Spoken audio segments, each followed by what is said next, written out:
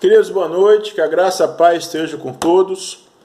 A gente se propôs a trazer aqui agora um estudo sobre um tema que é fundamental para a saúde espiritual da igreja e para a nossa saúde espiritual.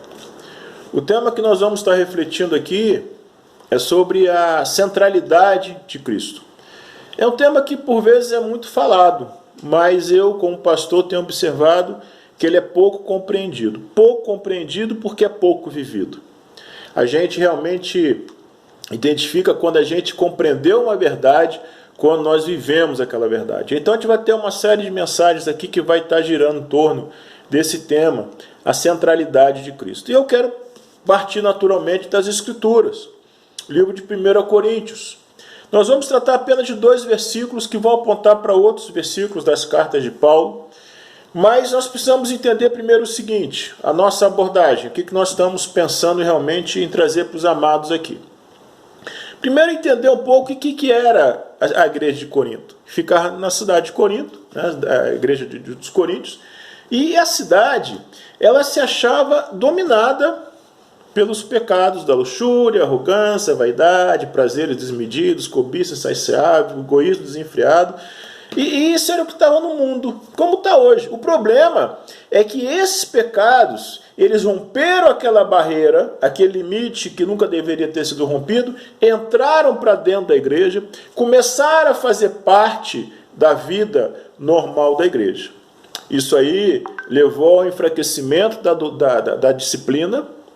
O enfraquecimento da disciplina levou as pessoas a começar a duvidar das doutrinas mais básicas, como, por exemplo, a própria ressurreição de Cristo. E assim que o diabo entra na vida da igreja. Ele entra pelas beiradas, ele entra com alguns pequenos pecados. Pequenos não existem pequenos pecados, né? Mas pecados que aos nossos olhos são pecados não tão importantes, e então ele chega e o objetivo do diabo é realmente destruir a igreja de Cristo. Então Paulo, quando lida com essa realidade, ele lida basicamente a partir do ensino da palavra. A palavra, precisamos entender, ela é o único recurso que nós temos como seres humanos para que o Espírito Santo haja na nossa vida e na vida da igreja. O Espírito Santo não vai agir fora daquilo que ele escreveu, não é? Ele vai agir na vida da igreja de acordo com a palavra. Então, a primeira carta de Paulo aos Coríntios, os 2 primeiros versículos falam assim: Paulo, chamado pela vontade de Deus para ser apóstolo de Cristo Jesus, e o irmão Sóstenes, a igreja de Deus que está em Corinto, aos santificados em Cristo Jesus, chamados para ser santos, com todos que em todos os lugares invocam o nome do nosso Senhor Jesus Cristo, dele e nosso. Observem que Paulo lida com essa realidade difícil dentro de uma igreja, com todos esses pecados. Tinha um homem que tinha relacionamento sexual com a madrasta do seu pai e estava ali na igreja, está tudo muito bem, né? Para você ver o nível de degradação que a igreja estava passando. Paulo, então, quando ele se depara com essa realidade, e ele escreve, essa é a primeira carta que ele escreve para essa igreja, veja que Paulo, ele fala: eu, Paulo, chamado para ser apóstolo de Cristo Jesus. Percebe que ele parte para a solução a partir de quem ele é em Cristo. A autoridade dele era derivada de quem ele era em Cristo. Hoje, se você, por exemplo, você vê algumas reportagens, né, no meio da rua, às vezes o repórter chega, a pessoa se identifica pela sua profissão, né? Algumas pessoas se identificam pela sua função dentro de casa. Sou pai, sou mãe, né? Ou pela sua profissão, sou psicólogo, médico. Paulo se identificava como apóstolo de Cristo. Já pensou? Alguém chega para você no meio da rua, o que você faz? Quem é você? Eu sou apóstolo, não somos, né? Apóstolo só foram aqueles que viram Cristo ressurreto. Mas eu sou discípulo de Cristo. Eu acho que esse deveria ser o nível que nós deveríamos chegar, né? Porque na verdade é isso que nós somos. Nós somos identificados a partir de quem nós somos em Cristo. E aqui no versículo 2 fala assim: aqueles que ele santificou por meio de Cristo Jesus. E aqui então a gente vai ver, gente, algo que nós precisamos entender muito bem. Como eu falei, eu tenho observado que muitas vezes a gente acha que entende algumas coisas, mas na verdade nós não entendemos. E não entendemos porque nós não vivemos aquilo que nós professamos. Você realmente só entende quando você vive aquilo. Então fala aqui aquele que ele santificou por meio de Cristo Jesus. Essa questão da santificação precisa ser bem compreendida. Né? Você tem a santificação como um processo, Hebreus 12:14, sem a qual ninguém verá o Senhor, e essa santificação ela ocorre na nossa vida à medida que nós nos tornamos parecidos com Cristo. Romanos 8:29 fala sobre isso. Né? Romanos 8:29 a palavra fala o quê? A palavra fala que Deus nos predestinou para ser conforme a imagem do seu Filho. 2 Coríntios 3:18, vamos ver aqui o que a palavra nos diz com relação a isso. 2 Coríntios, são várias passagens que mostram, estou citando apenas algumas. 2 Coríntios 3:18, a palavra diz: e todos nós, com o rosto descoberto, contemplando a glória do Senhor, somos transformados de glória em glória na sua própria imagem, como pelo Senhor, que é o Espírito. Veja, então aqui mostra o processo também da santificação. Colossenses 3:10 é um texto que eu gosto muito desse versículo, porque ele traz aqui algumas verdades realmente muito importantes para a nossa saúde espiritual. Colossenses 3:10, a palavra diz assim: e se revestiram da nova natureza, percebem a mudança forte que acontece, que se renova para o pleno conhecimento, segundo a imagem daquele que o criou. Então aqui nós vemos que é um processo. À medida que nós passamos a conhecer Cristo, nós somos transformados. Ou seja, só conheço Cristo se realmente houver transformação na nossa vida. E um paralelo que nós podemos ver, homens e mulheres casadas, você sabe que o relacionamento sério de aliança, ele vai transformar a sua vida. Guardadas as devidas proporções, é mais ou menos o que acontece quando nós nos relacionamos com Cristo. Agora eu quero tratar de um tema, ainda nas cartas de Paulo, o livro de Efésios. Queria convidá-lo para você abrir aqui o livro de Efésios, né? Efésios capítulo 1. É um texto que ele traduz, gente, para a gente a nossa identidade espiritual. Ou seja, como Deus nos vê, quem nós efetivamente somos. Efésios 1:3, primeiro capítulo, versículo 3, fala assim: bendito seja o Pai, Deus e Pai de nosso Jesus Cristo, que nos abençoou com todas as bênçãos espirituais nas regiões celestiais em Cristo. Percebe? Nós somos abençoados porque nós estamos em Cristo. Fora de Cristo não tem bênção. Eu não estou dizendo aqui que se você for cristão, você vai ser uma pessoa que não vai ter problema. Não estou falando isso. Estou falando aqui as bênçãos nas regiões celestiais. E ele vai enumerando que bênçãos são essas. A adoção, a justificação, né? Essa teoria, eu não vou chamar de teologia, essa teoria de que crente não sofre, crente não fica doente, quem prega isso tem que dizer de onde é que tirou, que não é da Bíblia, né? Mas voltamos ao texto. Então aqui nós vamos ver algumas coisas nesse versículo. O versículo 3 então fala que Deus nos abençoou em Cristo. As bênçãos nas regiões celestiais, da salvação, da santificação, da justificação, da capacidade de arrependimento, da nossa capacidade de fazer boas obras. O que são boas obras? Romanos 6:22 fala sobre isso. É tudo que vem da salvação e contribui para a santificação. No versículo 4 fala que ele nos amou e nos escolheu em Cristo. Aqui é esse amor salvífico. É essa escolha soberana que Deus faz e ele salva aqueles que ele quer. No versículo 5, ele fala que ele nos adotou por meio de Jesus Cristo. Gente, percebe que a centralidade de Cristo na vida daquele que se identifica como cristão, ela é absoluta. Sem Cristo, gente, nós não somos nada. Quer dizer, isso aí virou, de repente, um lugar comum, né? Mas o fato é que eu acho que a gente entende pouco isso, gente.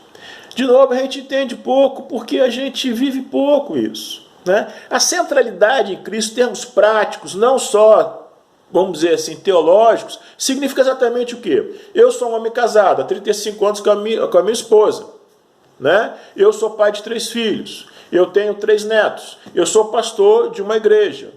né? Na verdade, são duas igrejas, que tem um ponto de pregação. Eu moro num condomínio aqui que tem mais de 1000 pessoas. Eu fui militar durante muito tempo, né? na minha vida, digamos assim, secular, antes de ser ordenado como pastor da igreja presbiteriana. Então, todos esses meus relacionamentos, eles têm que ser vividos a partir de quem eu sou em Cristo. Percebem? Essa é a centralidade. E isso se chama santificação. Isso é um aprendizado que nós temos que ter constante, gente. Viver tudo a partir de Cristo. Tenho um problema com a minha esposa. Como é que eu vou resolver esse problema de forma que Cristo seja glorificado? Eu tenho um problema com a minha igreja. Como é que eu vou resolver isso de forma que Cristo seja glorificado? Muitas vezes, nós queremos ser glorificados. Nós olhamos primeiro o mundo a partir da nossa própria lente e não dos interesses de Cristo. Centralidade de Cristo é como Cristo fala, né? Se você quiser salvar a sua vida, você vai perder. Se perder por amor de mim, você a salvará. É como eu tenho o costume de falar na igreja, né, gente? O Cristo está em primeiro lugar, ou ele não vai estar em lugar nenhum na sua vida. Comprou nossa liberdade com o sangue do seu Filho. Essa liberdade aqui é a liberdade do poder do pecado, é a liberdade do poder do pecado atual, é a liberdade da penalidade do pecado e é a liberdade da presença do pecado na glorificação.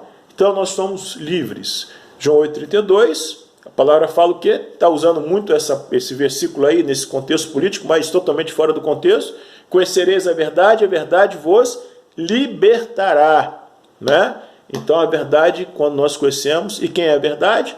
Eu sou o caminho, a verdade e a vida, o próprio Cristo. Então nós precisamos conhecer cada vez mais a Cristo. Agora, uma coisa que eu queria ressaltar aqui é que Cristo é a palavra encarnada. Então veja bem, para que nós possamos conhecer Cristo verdadeiramente, nós precisamos ter experiências com Cristo. Não basta que nós conheçamos a palavra, é importantíssimo, é o fundamento, é por aí que tudo começa, mas nós precisamos pegar essa palavra e nós precisamos viver essa palavra. Você, para conhecer Cristo, você precisa ter experiências reais com Cristo. E para isso estão as provações da vida, né? Ao contrário do que se prega muitas vezes, o que seria fé, que é para mudar a circunstância, fé é para você viver aquelas circunstâncias e mesmo assim você continuar sendo obediente. Romanos 1,5 fala o quê? Que crer é obedecer. Se eu creio, a fé salvífica me leva a obedecer. Tiago, primeiro capítulo, ele fala que as provações, e isso é algo que só mesmo a palavra de Deus pode fazer, né? Deve nos trazer alegria. Como assim, pastor? Provação traz alegria, não sou eu que estou dizendo, é Tiago, primeiro capítulo, você vai lá. Porque as provações tratam o nosso caráter. As provações, quando nós olhamos para as provações a partir do ângulo certo, quando a gente olha com uma oportunidade para se tornar parecido com Cristo, é isso que as provações fazem. Elas transformam o nosso caráter. Então, esse é mais um aspecto quando Cristo é central na nossa vida. Nós olhamos para as situações a partir de Cristo. Provações que eu passo na minha vida, a primeira coisa que eu faço é perguntar, Senhor, como é que eu posso me tornar mais parecido com o Senhor com essa experiência? Em tudo, gente. Isso é centralidade de Cristo, né? É a pergunta que nós devemos estar sempre fazendo. E mais, em Cristo nos tornamos herdeiros de Deus. Qual é a dimensão disso, gente? No versículo 11. Herdeiros de Deus, co-herdeiros com Cristo. O que é o herdeiro, né? Uma pessoa faleceu, te deixou uma herança, então tudo que era dela passou a ser seu. Claro que estão guardando as devidas proporções, mal comparando, porque Deus, né, nunca vai morrer, claro. Mas o conceito é esse. Aquilo que era de alguém passa a ser seu. Então, quando fala que nós somos herdeiros de Deus por meio de Cristo, gente, quando Cristo é central na nossa vida, nós herdamos tudo que é de Deus. É Ele que diz aqui, né? O universo nos pertence quando nós... Vamos entender bem, o universo nos pertence, né? Vamos entender bem que nós somos herdeiros, nós somos mordomos, né? Não é que eu sou totalmente averso a qualquer coisa que passe perto da teologia da prosperidade, que isso aí é coisa do diabo, não tem dúvida com relação a isso. Mas voltemos ao texto aqui. Colocou sobre nós o selo do Espírito Santo, que havia prometido quando cremos em Cristo. O que é esse selo? O selo, naquele contexto, era um símbolo, um selo de cera, que era colocado sobre uma propriedade, sobre uma carta, uma correspondência, que identificava que aquilo ali pertencia ao rei. Então, quando fala assim, colocou sobre nós o selo do Espírito Santo, isso aí é uma identificação de que nós pertencemos a Deus. Então, o Espírito Santo, quando nós fomos regenerados, fomos salvos, ele passou a habitar em nós. Isso é o selo do Espírito Santo, que havia prometido quando cremos em Cristo. Né? Então, essa questão de crer em Cristo, ela é fundamental. Por quê? Porque, de novo, né, como é que eu sei se realmente eu creio em Cristo? Eu tenho que olhar para a minha vida. Crer é obedecer. De novo, Romanos 1,5. Quem crê, obedece. E obedecer, 1 João 5,3, não é uma obediência religiosa. É uma obediência por amor.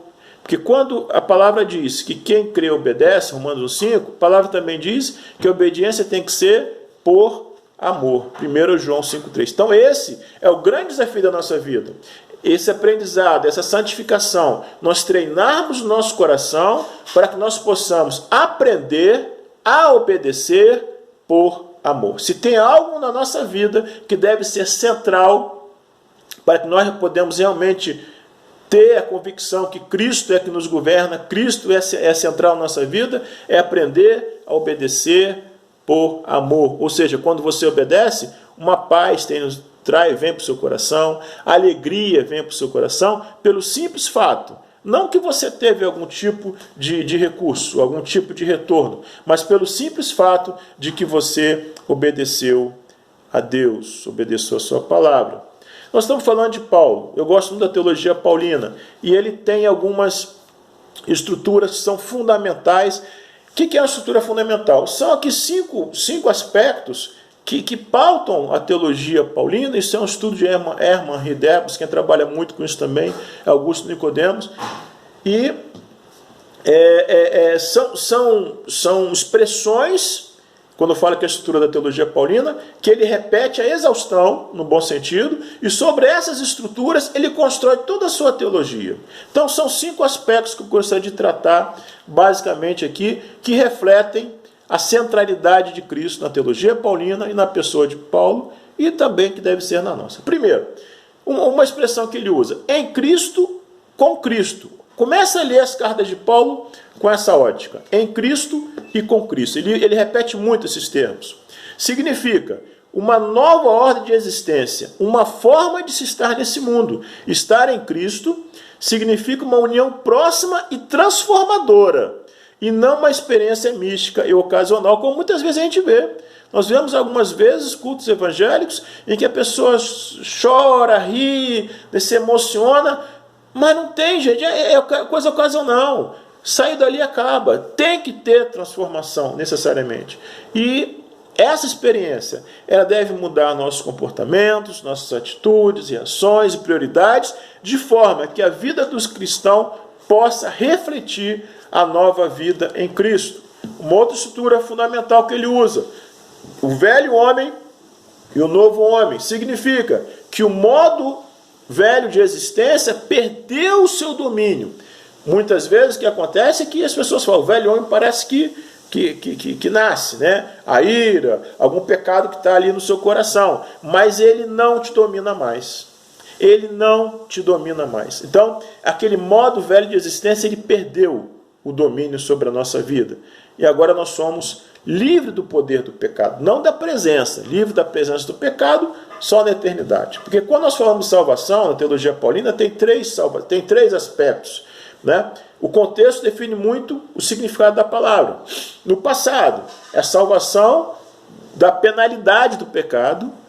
No presente, nós estamos sendo salvos do poder do pecado. E somente no futuro, nós seremos salvos da presença do pecado. Carne e espírito é outra expressão que ele usa. A igreja e o cristão podem agora viver sob a liberdade que o domínio de Cristo proporciona e não mais sob o domínio das paixões carnais e diabólicas. Muito relacionado com o conceito de velho homem e novo homem. é uma nova criação que rompe na era atual. 2 Coríntios 5,17, quando a palavra diz que nós somos nova criatura, é preciso que nós entendamos isso. Eu tenho meu carro, quebrou uma peça, vou lá, troco aquela peça.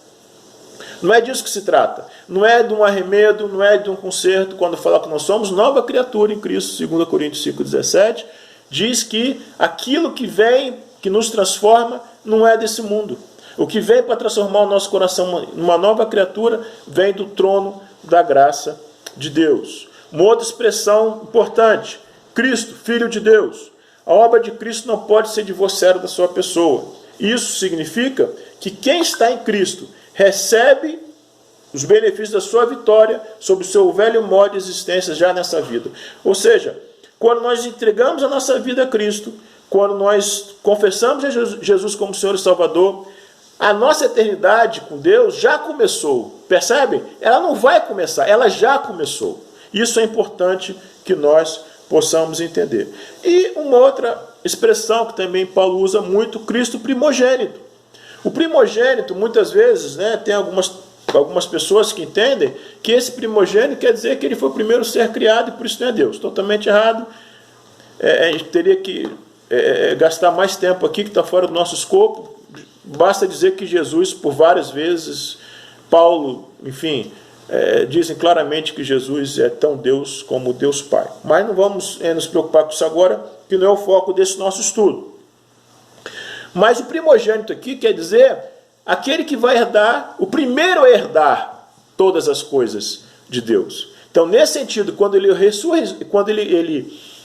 fala no primeiro capítulo de Romanos, quando Jesus ele foi ressurreto pelo poder do Espírito Santo, o que aconteceu foi exatamente isso. Ele foi declarado que ele era o Filho de Deus. Não passou a ser Filho de Deus naquela hora, ele sempre foi, filho quer dizer a mesma natureza, mas ali foi declarado para toda a criação que ele era o Filho de Deus. Então, gente, é somente a partir daquilo que Cristo realizou, aquilo que ele é e aquilo que ele fez na nossa vida, é que nós podemos e devemos realmente viver. Viver a nossa vida a partir de Cristo. Cristo é o centro, Cristo é o Senhor. Guarde uma coisa contigo. Cristo, ele não é o seu salvador da sua vida, se ele também não for o Senhor da sua vida. Essas coisas andam juntas.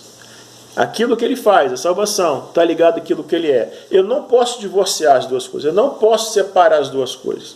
Eu não posso dizer que ele é alguma coisa, mas aquilo que ele é divorciado daquilo que ele fez. O que ele fez, ele nos salvou. E quem ele é? Ele é Senhor. Cristo, ele só é o nosso Salvador, se ele também for o nosso Senhor. E ele só é o nosso Senhor se realmente ele for o centro da nossa vida. É o nosso relacionamento com ele que define como nós pensamos, como nós reagimos, como nós definimos a prioridade da nossa vida, como nós gastamos nosso tempo, nossos recursos. É Cristo. E como eu tenho dito sempre, se Cristo não está em primeiro lugar, ele não estará em lugar nenhum. Centralidade de Cristo. É a partir da palavra dele que nós devemos viver. Amém, queridos? Que todos tenham aí uma boa semana. Estamos na época aí do coronavírus. Daqui a algum tempo eu vou ver esse vídeo aí e isso vai ter sido passado. Mas a nossa vida com Cristo é sempre presente. Que a graça de Deus, nosso Pai, esteja com todos. Amém.